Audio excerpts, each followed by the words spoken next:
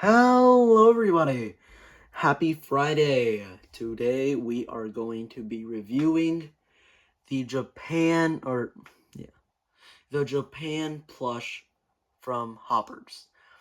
And I know what you might be saying. Wait, Isaac, we already saw the title, we already saw the thumbnail. Which one out of all of them are you going to be reviewing?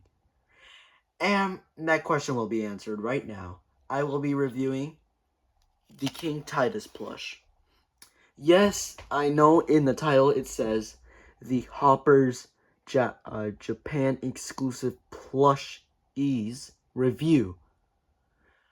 I know, but I'm not going to be reviewing all of them, just this one, because they are pricey. Damn! They're like $50 each, bro. I'm not trying to spend like, what, $500 on them? No. No. I have more stuff to be buying with my money. These are quite an improvement from the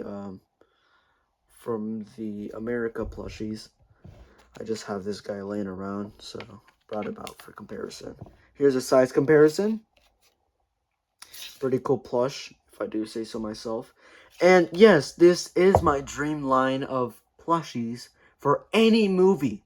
I'm just so happy that this plush exists. It's got everything right down to the little bit of detail, and it just has that little bit of it's so accurate, yet it's so like creative fun. Like his ear or his antennas are like not supposed to be this shape, but they did take a little bit of creative liberty, and I'm pretty proud of them for that. I'm so glad that this company made this plush. And actually, guess what company made this plush? Sega. That's right. You read it in the title. You read it everywhere. Sega made these plushies. What a big shocker. Like, when are you ever going to be able to say, oh, Disney had plushies? Pixar, too, had plushies made by Sega. It seems like Sega's a pretty big company out there because they are making the Mario plushies, or they were. Now it's just the Hoppers plushies. But these guys are so cool, man. Like, I love this plush. It's so soft. It feels really nice. And this is probably a dream come true, having this plush. This is my dream line of plush. So I'm really glad. I just wish they made more kings and queens, like the fish queen, the duck queen, and the what else? The snakes, the three snakes. I could see them doing that, but the movie's out. And I know Hoppers, the movie, doesn't really leave any entry for the second installment in the franchise. But what I think they could do is make a little TV show like they did with Inside Out. Or no, not Inside Out. They could do it with Inside Out too. No, they did actually. The Dreams, yeah. They could do one like the Inside Out show, or the what you call it, or yeah, the Zootopia, like how they show in different biomes. Cause I would definitely love to see the bugs before the mom died of King Titus. Rest in peace. But she was pretty annoying.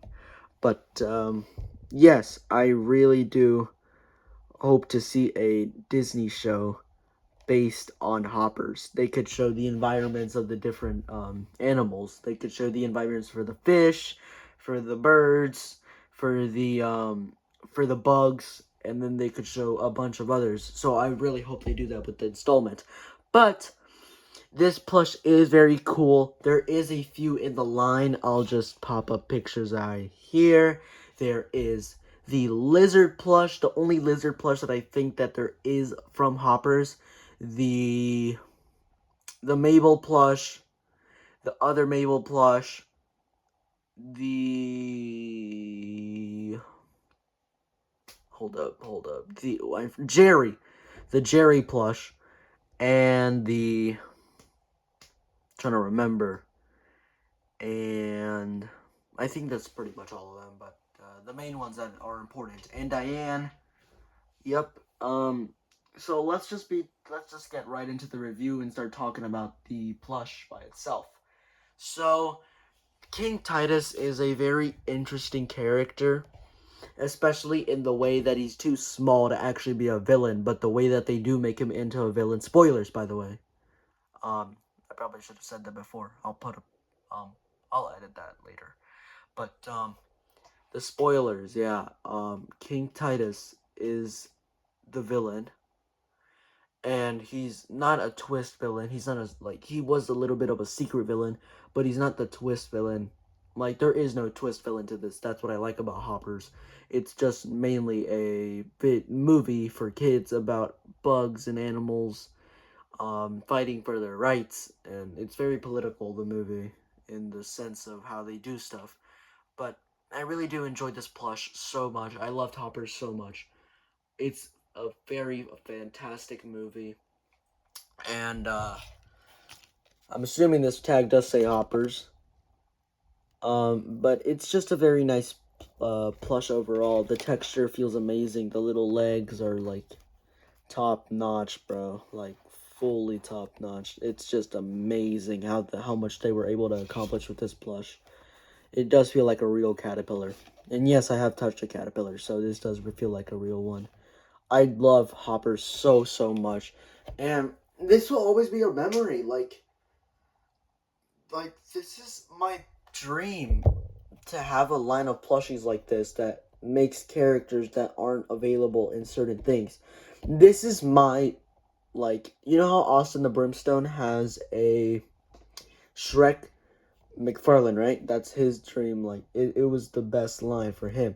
This is my best line for Hoppers. The Japan line. I'm just so happy that they were able to accomplish this with all the plushies. Let's get a little bit of a size comparison here. So here's the $10 Mabel plush, and here's the size comparison. They are pretty much exactly the same height. This plush did cost me around $50, like I said, so I'm not buying most of them, probably. I'll probably buy more, but just the main ones. But yeah, there is the big Mabel, which actually kind of goes in scale with it, but it kind of looks weird. That's why I like displaying it with these plushies, so because it looks part of the wave. Like how Diane is like the same size as the caterpillar and Mabel. That's just a pretty weird thing. So yeah, and then we have a few of, like, these are just cool plushies. We have a few plushies that we already have in America, just from Japan, like the Diane plush.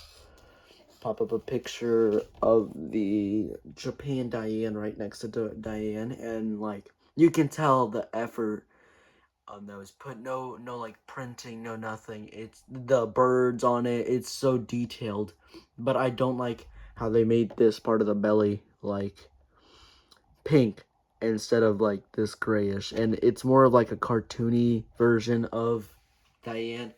But overall, it's a pretty amazing plush. Also, there's a King George plush.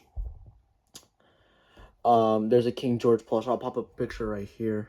It's a very nice plush. I'm pretty happy with how it looks. But this King George is fine enough. And this is the only king that we got besides Titus.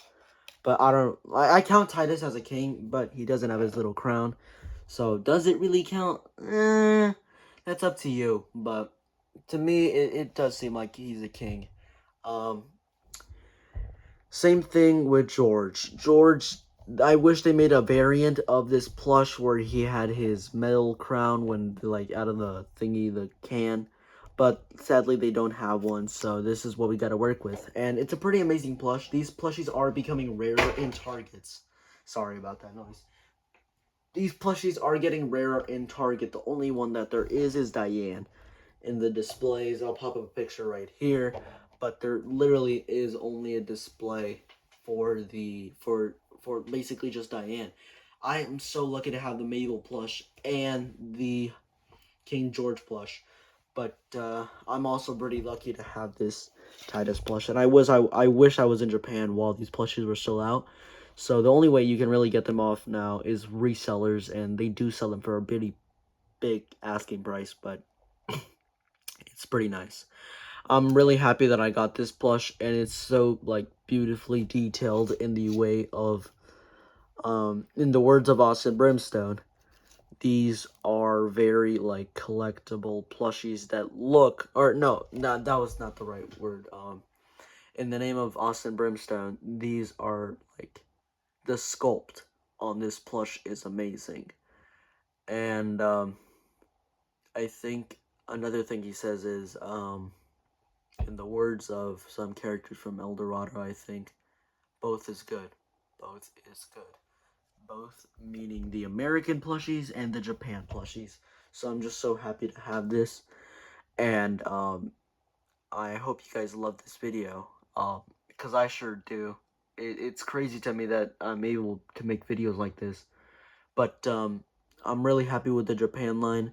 Hope to get more soon. And if I do, I'll probably do some shorts on it. And yeah. So see you guys next time on the next one.